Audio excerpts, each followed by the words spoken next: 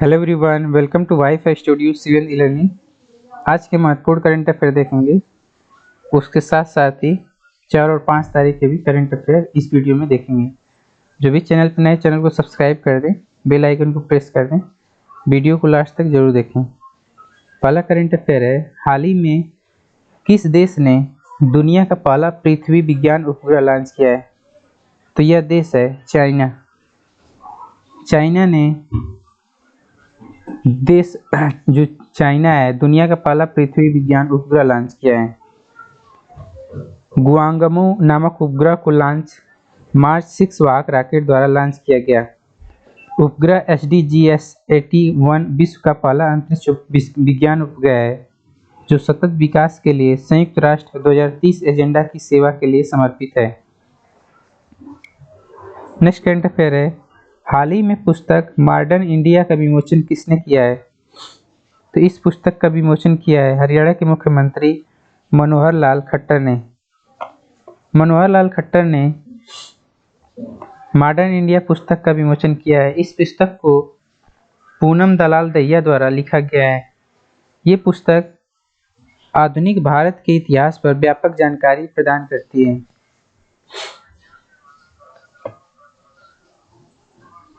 Next current affair है,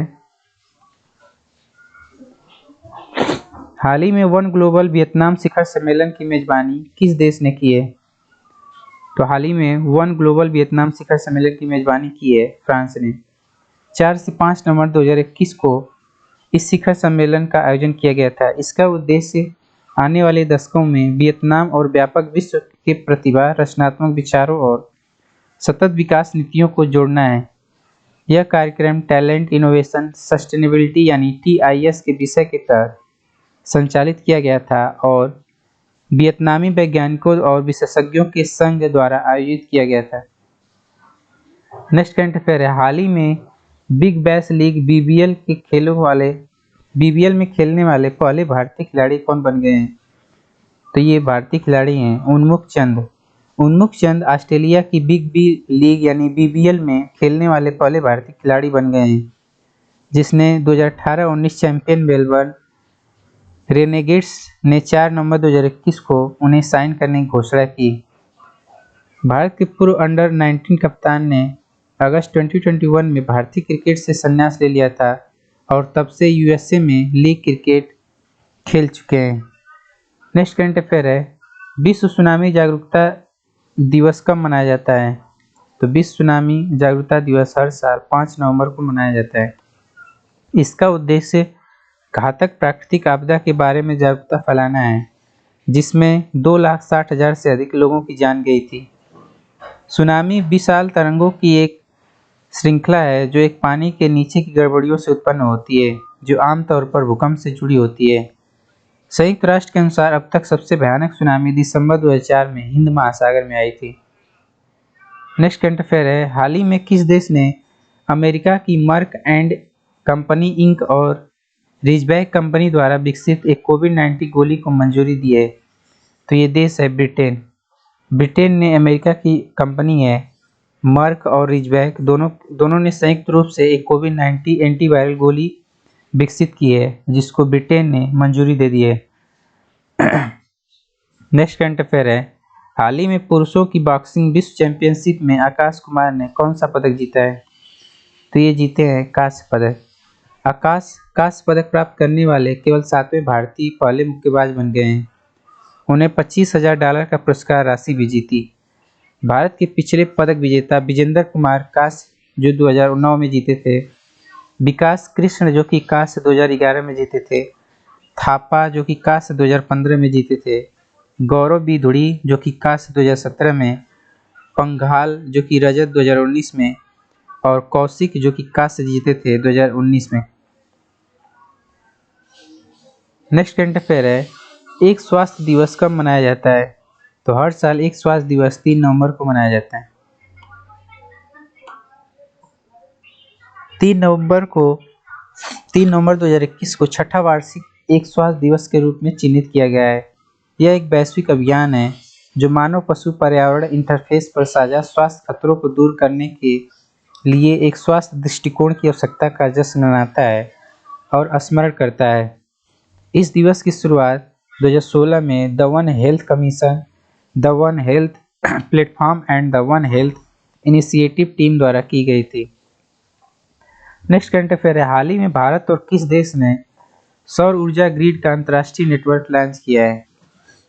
तो भारत और यूनाइटेड किंगडम ने संयुक्त रूप से सौर ऊर्जा ग्रिड का अंतर्राष्ट्रीय नेटवर्क लॉन्च किया है। इसे green grid initiative one sun one world grid कहा जाएगा। इसका अनावरण संयुक्त राष्ट्र जलवायु सम्मेलन में किया गया, जिसे ग्लासगो में कॉन्फ्रेंस ऑफ पार्टी यानी COP26 के रूप में भी जाना जाता है। नेक्स्ट करंट अफेयर है, हाल ही में किसने अपने उपन्यास द प्रॉमिस के लिए 2021 का बुकर पुरस्कार जीता है? तो ये हैं डेमन गलगुट। दक्षिण अफ्रीका के लेखक हैं डेमन गलगुट, जिन्होंने अपने उपन्यास द प्रॉमिस के लिए फिक्शन के लिए 2021 का बुकर पुरस्कार जीता है। 2003 और 2010 में 2 बार शॉर्टलिस्ट होने के बाद उन्होंने अपनी तीसरी बारी में पुरस्कार जीता। वे अन्य दक्षिण अफ्रीकी विजेताएं नादिर गार्डियर और JM कोएस्जी के पद चिन्हों पर और 1999 के बाद से देश के पहले विजेता हैं। नेक्स्ट करंट अफेयर है, हाल ही में BCCI ने किसे भारतीय पुरुष टीम का मुख्य कोच नियुक्त किया है? तो राहुल द्रविड़ को BCCI ने भारतीय क्रिकेट कंट्रोल बोर्ड ने भारतीय पुरुष टीम का मुख्य कोच राहुल द्रविड़ को नियुक्त किया है। राहुल द्रविड़ क्रिकेट अकादमी के प्रमुख रूप में कार्यरत थे। उन्होंने भारत में 2023 में 50 ओवर विश्व कप तक 2 वर्ष की अवधि के लिए नियुक्त किया गया है। नेक्स्ट करंट अफेयर है, हाल ही में भारत की किस वैक्सीन को आपातकालीन उपयोग के लिए वर्ल्ड हेल्थ ऑर्गेनाइजेशन द्वारा मंजूरी मिल गई है? इस वैक्सीन का नाम है कोवैक्सीन।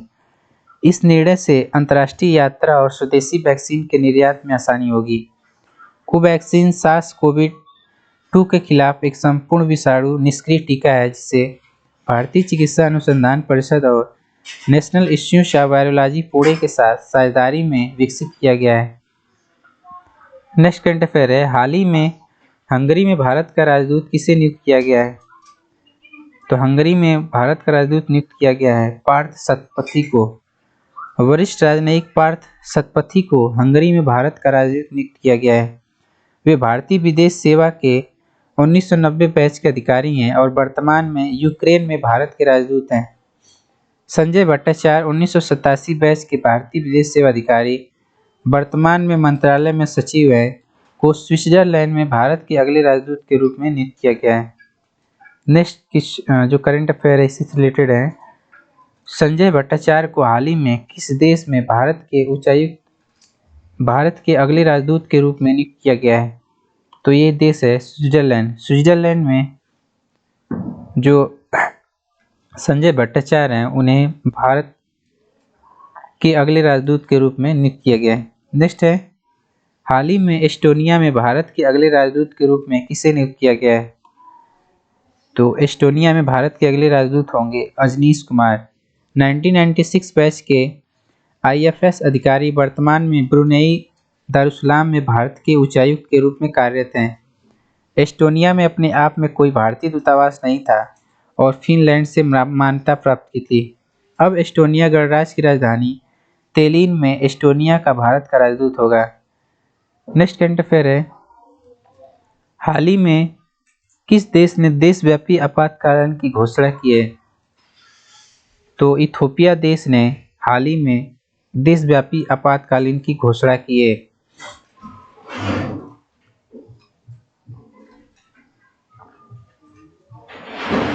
आपातकालीन की स्थिति का उद्देश्य देश के कई हिस्सों में आतंकवादी TPLF समूह द्वारा किए जा रहे अत्याचारों से नागरिकों की रक्षा करना है। 1 वर्ष से अधिक समय से प्रधानमंत्री अबू अहमद के प्रशासन से लड़ रहे टाइग्रे पीपुल्स लिबरेशन फ्रंट यानी TFL विद्रोही समूह के अदीस अबाबा की ओर मार्च करने के बाद ये कदम उठाए गए। नेक्स्ट करंट अफेयर है, हाल ही में केंद्र सरकार ने सशस्त्र बलों के आधुनिकीकरण के लिए कितने करोड़ रुपए के प्रस्तावों को मंजूरी दी है? तो 7965 यानी 7965 करोड़ की प्रस्तावों को मंजूरी दी है। केंद्र सरकार ने सशस्त्र बलों के आधुनिकीकरण के लिए रक्षा अधिग्रहण परिषद ने मेक इन इंडिया के तहत 7,965 करोड़ रुपए के प्रस्ताव को मंजूरी दी है। डिटेक्शन ट्रैकिंग को बढ़ावा देने के लिए हिंदुस्तान एरोनॉटिक्स लिमिटेड से 12 लाइट यूटिलिटी हेलीकॉप्टर और भारतीय इलेक्ट्रॉनिक्स लिमिटेड से links UT fire control system की खरीद को मंजूरी दी गई है।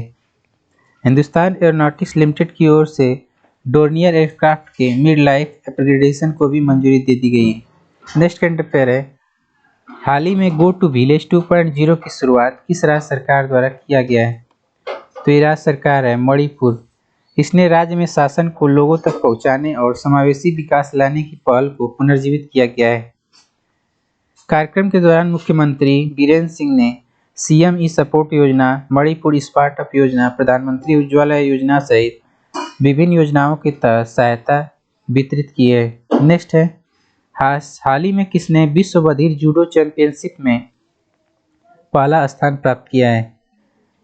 तो जम्मू कश्मीर राज्य ने विश्व बधिर जूडो चैंपियनशिप में अपना पहला स्थान प्राप्त किया है। बधिरों के लिए भारतीय टीम ने सेमीफाइनल में दक्षिण कोरियाई टीम को हराकर कांस्य पदक जीता है। चैंपियनशिप 26 से 30 अक्टूबर 2021 तक फ्रांस के वर्सेल्स में आयोजित की गई थी। नेक्स्ट है, धोखाधड़ी शक्ति के दुरुपयोग के विरुद्ध किसने विसल्स ब्लोअर पोर्टल लॉन्च किया है? तो ये इरिडा ने धोखाधड़ी और शक्ति के दुरुपयोग के विरुद्ध व्हिल्स ब्लोअर पोर्टल को लॉन्च किया गया है। इस पोर्टल के माध्यम से इरिडा के कर्मचारी धोखाधड़ी, भ्रष्टाचार, सत्ता के दुरुपयोग आदि से संबंधित चिंताओं से उठा सकते हैं। पोर्टल को कंपनी की आईटी टीम द्वारा विकसित किया गया है। नेक्स्ट करंट अफेयर है, राष्ट्रीय आयुर्वेदिक दिवस कब मनाया जाता है? हर साल राष्ट्रीय आयुर्वेद दिवस 2 नवंबर को मनाया जाता है। यह आयुर्वेद के स्वास्थ्य लाभों के बारे में जागरूकता पैदा करने और आयुर्वेदिक जीवन शैली को बढ़ावा देने के लिए धन्वंतरी जयंती पर मनाया जाता है। भगवान धन्वंतरी को आयुर्वेदिक चिकित्सा का देवता माना जाता है। राष्ट्रीय आयुर्वेद दिवस 2 नवंबर 2021 की थीम है आयुर्वेद फॉर पोषण। आयुर्वेद फॉर पोषण। Thank you.